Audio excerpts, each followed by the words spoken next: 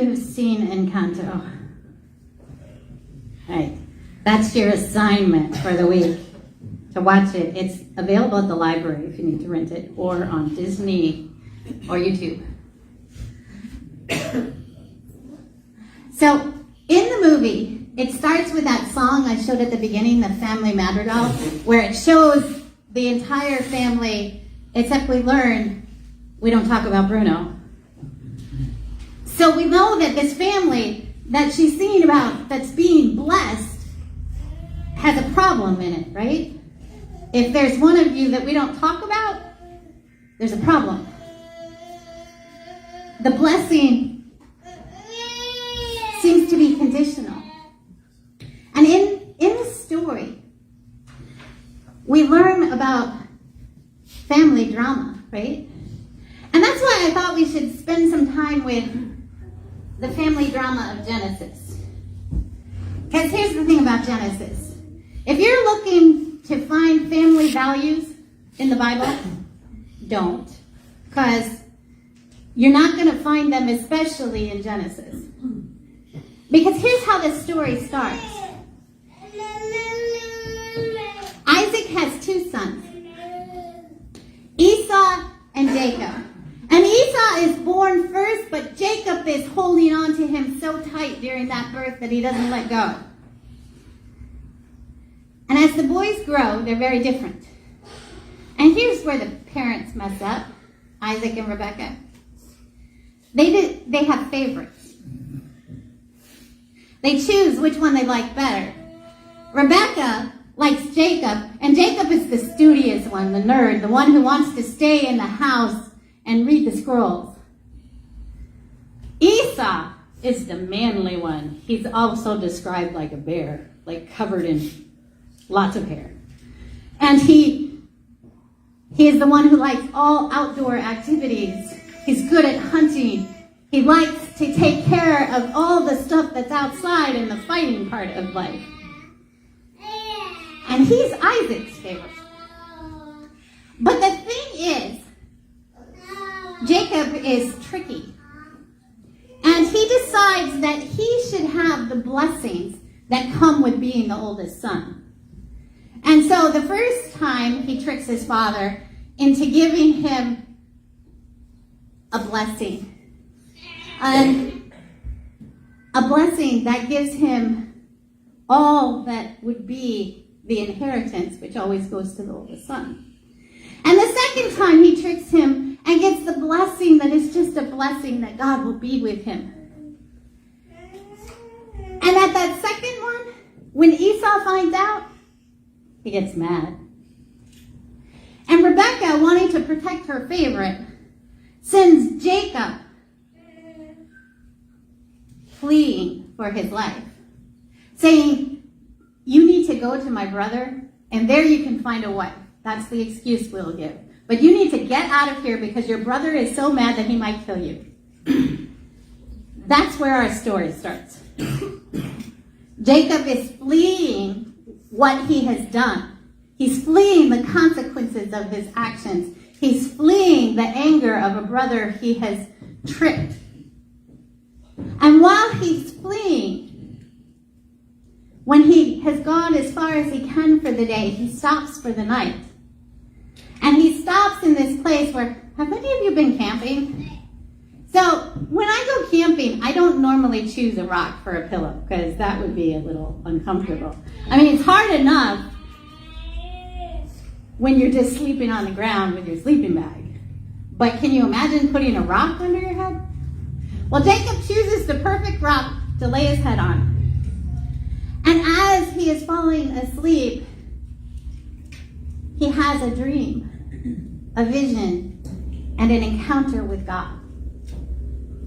He sees a ladder or a staircase in which angels are going up and down, going up into heaven and coming down into the earth. And he watches them journey up and down. And then God stands beside him and blesses him. He gives him first the family blessing. So this family blessing first came to his grandfather, Abraham. A blessing that came to Abraham and promised Abraham that he would have children and land.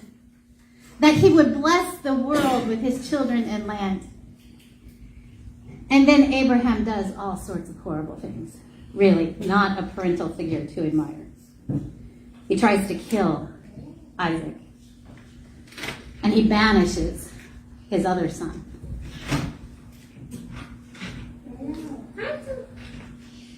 And Isaac,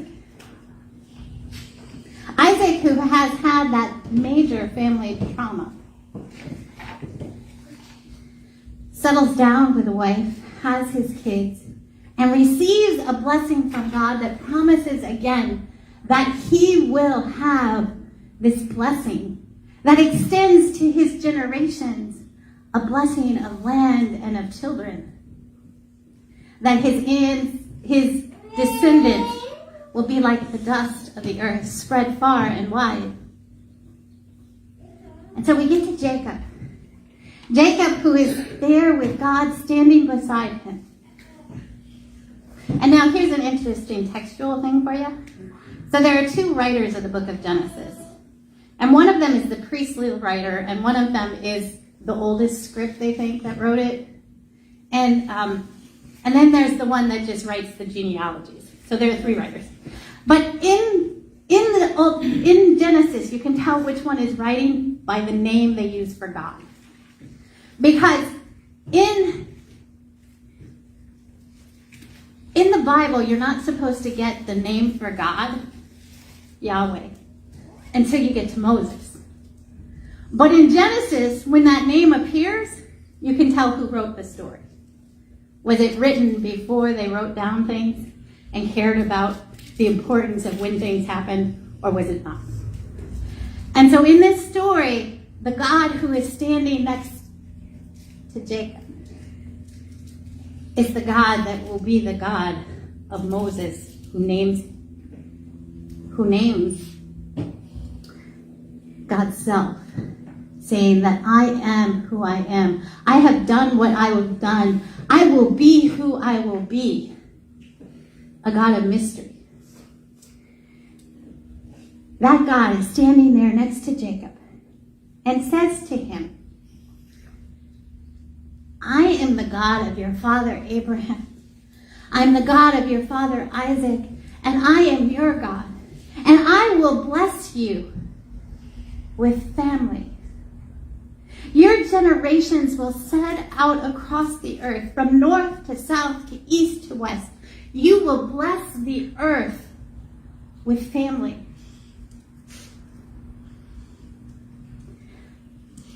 And then he gets a blessing that the others didn't. God changes the blessing and says, I will be with you always. Wherever you go, I will be with you. And when you come back, my promises will be true, the promises of land and children. But what an amazing transformation of the blessing, right? It goes from just being promised children and land to being promised that no matter what you're going through, no matter what your family is going through, no matter what you encounter, I will go with you. That's what God says to Jacob. I will go with you. What a promise, right? This changes the complete understanding of who God is. Because in the ancient world, gods were in places, right? Like the God that people worshipped was in or around where they were, and was usually named somehow towards the place. And when God came to this family, came to Abraham, Isaac, and Jacob, God changed our understanding of who God was. That God would go with you whether you left the place where you originally began. That God would be with you on that journey, a journey that has led Jacob to this desolate, isolated, horrible place where you only have rocks for pillows. that God will be with him there. That when he goes further, which we'll learn about next week, God will be there too. When all the problems that happen in the rest of his life start happening, God will be there. What an amazing understanding of who God is, right? It changes that sense of blessing to just being about the material, right? Family and land. To being about a presence that will be with you in your worst moments. That will be with you when you're at the hardest place. That's the God that's speaking to Jacob. Promising to always be there. The God who promises to never abandon people. This is the God of Hagar. She's the one Abraham kicks out, the wife. Throws her and her child into the wilderness to die.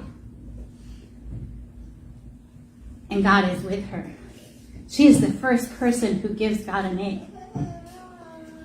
God is with Saul. When he is in his murderous rage wanting to destroy the Christian church, God gets him in that moment. In that moment when he is choosing the worst part of what it means to be human and transforms him. And God is with Jacob. Someone who has done his brothers wrong. Who has done the unimaginable to a brother. And yet God is with him. And that should change how we think about things. And I think that's part of what we see in the story about Encanto. That this family had this amazing blessing given to them. I mean, since it's a story, it's a magical blessing, right? People get superpowers. We have powers that allow you to see the future. Powers that allow you to hear what needs to be heard or doesn't need to be heard. Powers to change your shape, to speak to animals, to grow flowers. Amazing gifts are granted to this family. And Mirabel, when she's singing that song, knowing that she didn't get the gift, that she doesn't feel like she's part of the blessing, still talks about her family as being blessed. Still talks about the hope that is possible. That her family is there to protect not just the family itself, but the town that has surrounded him and the world that is beyond that. She speaks about that in that first song, that this family blessing has changed the life of those around them. And Jacob's blessing changes not just his life, but it's changed our lives too, right? Because of those 12 tribes of Israel that he will birth, not yet, but next week, of those 12 tribes, they spread out around the world, bringing God to places where God wasn't before. Now, not always in a good way, when the Christian church got involved. But they did teach that God is with you always. To remember, when you are struggling with what's going on at work, God says, I will never leave you. When you're having a disagreement with your family, remember, God says, I will never leave you. When you are going through grief, the loss of an elder, the loss of a child, the loss of a sibling, the loss of a friend, you can hear those words. Those words from God, I will never leave you. Remember, when you have a rock for a pillow, I will never leave you. That's the blessing that God gives us today. That God will always, always be with us. Amen.